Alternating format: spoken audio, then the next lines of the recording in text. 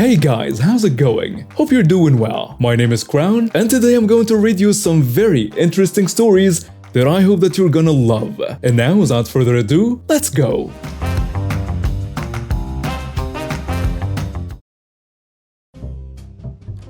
When this happened, I was in the bathroom while my mom dealt with a Karen, so this is more of her story than mine. I was transitioning from high school to college, and after saving up money all senior year, I went on a mass shopping spree.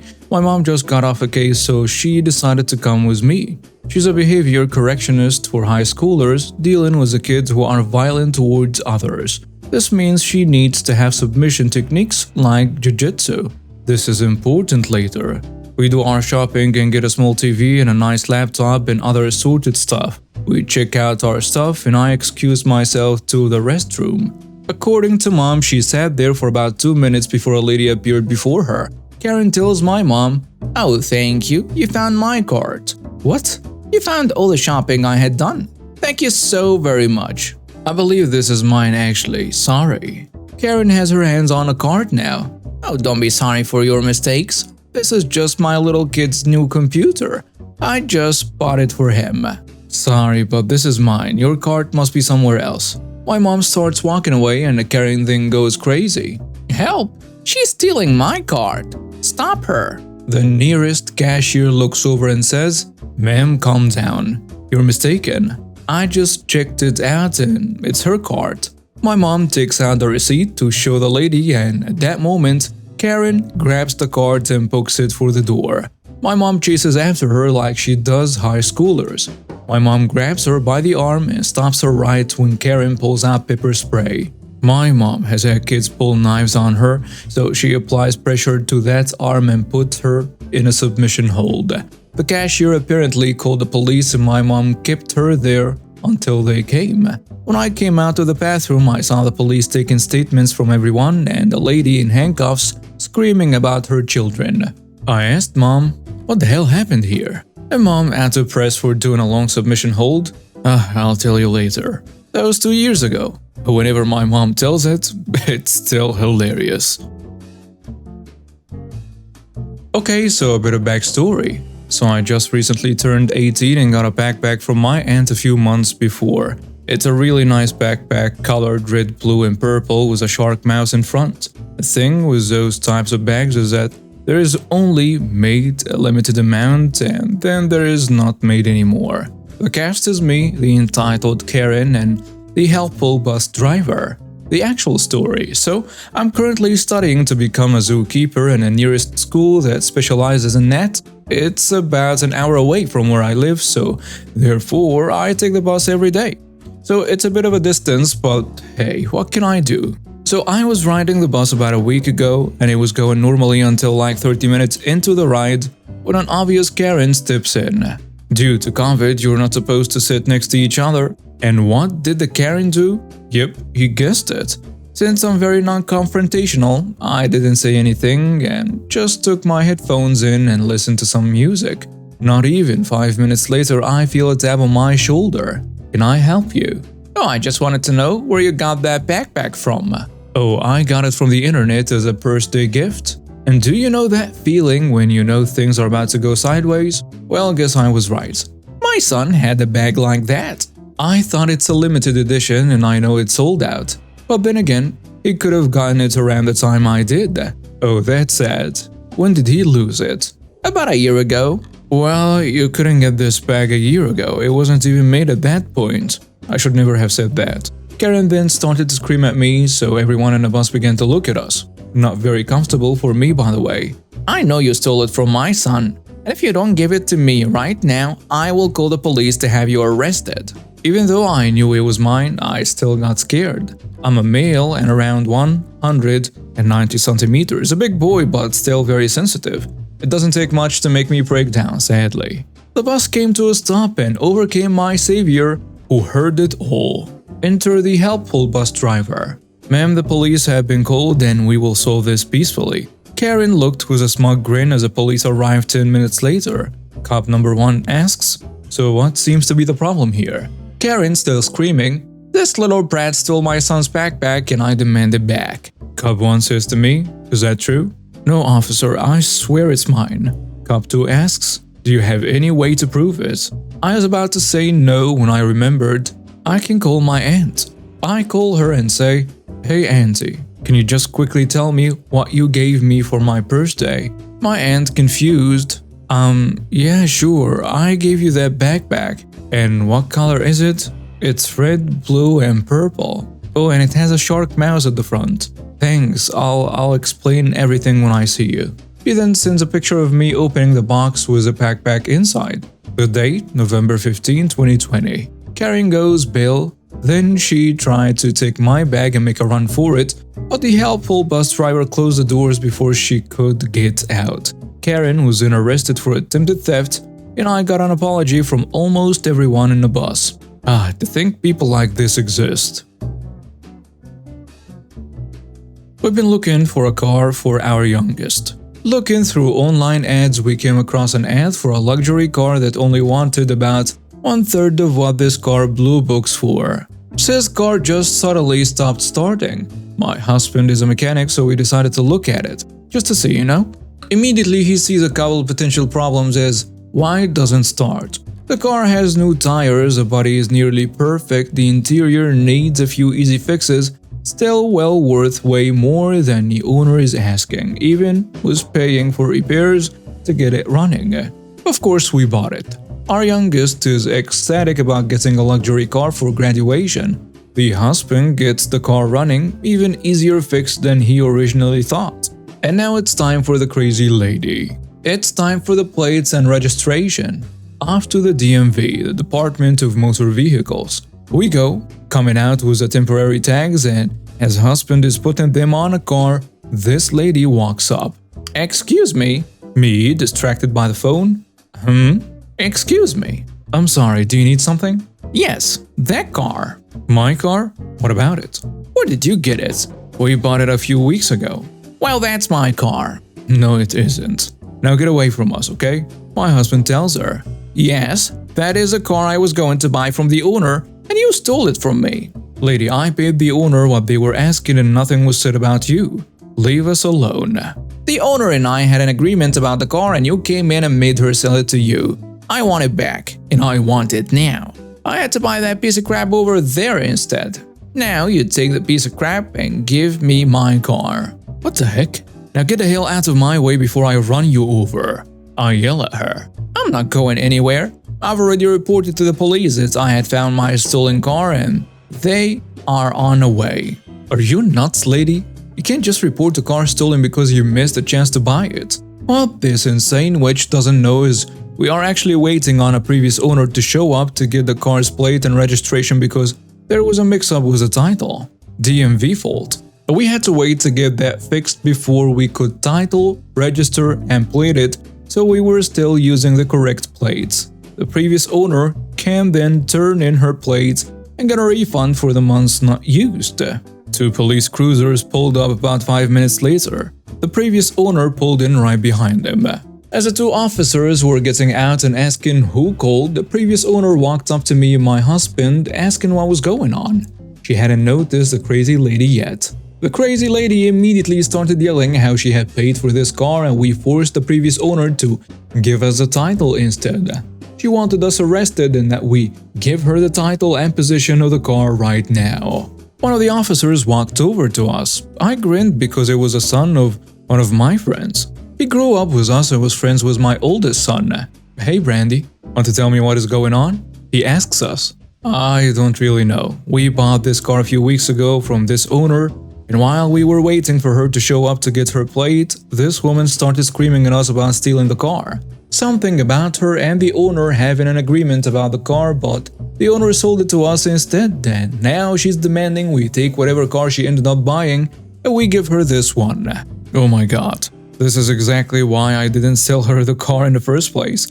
She is my neighbor and she's insane. She asked me about it when I decided to sell it and I told her she could buy it, but she wanted me to get it running again, but still sell it to her for the low price. I told her I didn't want to deal with it and that is why it was low. If I got it running again, I might just keep it, but I would definitely raise the selling price to at least double. She has called me a few times asking if I had it running yet, and I have told her no, but she kept telling me to call her when I did.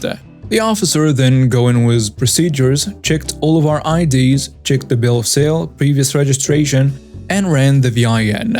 Everything checked out. I think we're done here. He then looked at the crazy lady and said, "Ma'am, it's a crime what you have attempted here. Actually, you made a false report, which is a crime, and I could arrest you right now. But I'm not going to. I'm sure you're just upset and made a bad judgment call, so we will let it slide."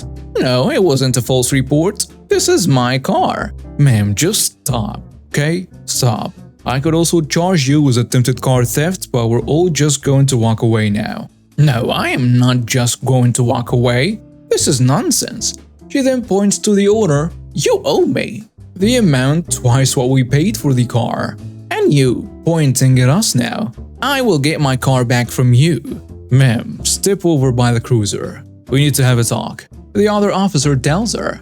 I gave the plate to the previous owner, and the officer we knew told us to have a nice day. Husband and I went ahead and left while the previous owner went into the DMV. The crazy lady was still ranting at the other officer about allowing us to steal the car. The previous owner texted me later and told me that the crazy lady was arrested in the back of the police car when she left, and she was still yelling. I am not worried about any future contact with this crazy lady. We don't even live in a town where the DMV is or where they live. In a couple of months, the car will be 2 hours away with my youngest at college. She doesn't know our names and the previous owner doesn't know where we live, so I think we're good. When I first moved to the region, I had to abruptly end my home search due to a sudden death in the family.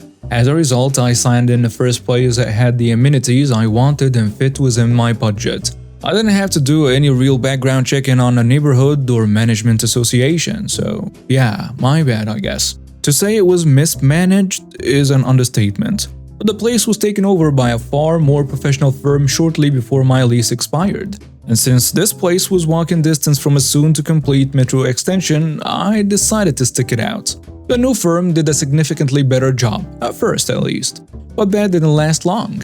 Soon they were underpaying for waste management, so garbage stations became pestering piles of loose garbage. Construction made the overflow parking situation infinitely worse. Emergency maintenance orders took up to 2 weeks to be answered. Billing went haywire, and people, me, were being charged twice for rent. Then had to fight for weeks to at least get that payment credited towards the next month. They tried more than once to keep it, claiming that I owed non-existent back rent. I finally had enough. So this neighborhood had insufficient street parking, and due to construction associated with metro expansion, residents were no longer allowed to park on a main street. The neighborhood had always told people to park in an unsaved gravel lot, even including it on a map for no tenant orientation. Thing is though, they didn't own that lot, the city did. As a result, the neighborhood took zero responsibility for security, maintenance and upkeep of that lot, and it started being used to dump construction garbage and hide stolen cars. My breaking point came when there was a gunfight in the lot, and a stray bullet went through my neighbor's window. Neighborhood charged them to replace the window, by the way. Figured I'd kill a few birds with one stone, so to speak. I reported the illegal dumping to code enforcement, the criminal activity to state and local police, and the illegal land used to the city/county that owned the property. For a week, nothing happened. Then I started seeing code enforcement, surveyors, police and so on all over the lot, taking notes and photos. Within a few weeks, the garbage was gone, the abandoned and stolen cars were towed, and the fence was put up to prevent anyone from accessing the lot. I moved soon after, and apparently so did a lot of other tenants. Last I checked, rent has decreased by around 30%, and there are a ton of vacancies. And the shady office staff has all been replaced. I know that there were some fines levied because of the garbage situation, the illegal use of government property, and some other fines. There were also lawsuits regarding their shady billing practices. Oh, and that metro expansion? I moved out 5 years ago, and it's still not done yet. I, female 27, am self-employed and working from home. Most of my friends have recently had kids and are either on maternity leave or are stay-at-home moms. I live in a flat in a town center. One of my friends, Claire, female 28, is particularly bad about just coming by and wanting to have coffee. I absolutely despise having people come over without letting me know in advance, but she seems to think that just because I work from home, I have time to just sit and drink coffee for hours on end. I told my friends to not do that, and most of them actually listened or limited their visits. I'll admit, I sometimes pretend that I am not in as well, because when I'm especially busy, I don't want to be distracted. When Claire comes over, she's a person who doesn't realize when she overstayed her welcome. She came over yesterday, it's Black Friday, and as a small business owner, it's a busy time period for me. I'm trying to stay on top of the orders and she just dropped by expecting to have a chat, and so on. I open the door and have had enough. I've been running on 4 hours of sleep and have been tired and groggy. I told her that I don't have the time and she'd know that if she bothered to text me asking if she could come. She said I was rude and wasted her trip, and I said she did that herself. She knew I didn't appreciate people coming over without any notice. She said she didn't think I was being serious and asked me if I was really not going to let her in. I confirmed, and she basically called me a jerk and she left. Later on, she told every single one of my friends, and they have been whining on Facebook about me. I rarely use it, but when other people have messaged me about it, I had to check what was going on. They have been slagging me off and I basically had to delete the app to still be able to work. Anyway, they all seem to agree that I'm the jerk, and I'm starting to doubt myself. Should I have let her in? Am I the jerk here? And now for some comments on the post. Someone saying, quote, if she bothered to text me asking if she could come. In this day and age, who doesn't at least text, hey, I'm a block away, want to have coffee? Or something instead of showing up at a friend's door. Obviously not the jerk. Another commenter adds, sounds like you just have bad friends. Someone with brain power would not have any problems understanding that you were working and wouldn't come over. Plus a typical quote, everyone is in social media whining about me now. This is not something smart people do. Not the jerk. A third commenter goes with, not the jerk. Write a simple post that says, while I enjoy your company and love my friends, I have consistently asked that they all respect my personal boundaries and not show up at my house unannounced and stay for hours on end and multiple days a week. While it may be convenient for some, not only is it inconvenient for me, it's outright rude and disrespectful to show up at someone's home, especially during their work hours, and expect you to be a gracious host. This is not the first, second, or even the third time I've communicated to a friend that I don't like nor want unannounced visits to my home. If you're personally okay with that, I would ask you that you provide that friend with an open invite to your home. A fourth commenter seals it with, not the jerk. I never answer the door unless people have already made plans with me and I'm expecting them. My friends and family all know this and would never dream of coming over unannounced. Just because someone doesn't like your boundaries doesn't mean your boundaries are wrong. And now we have reached the end of today's stories. Thank you for watching and see you next time.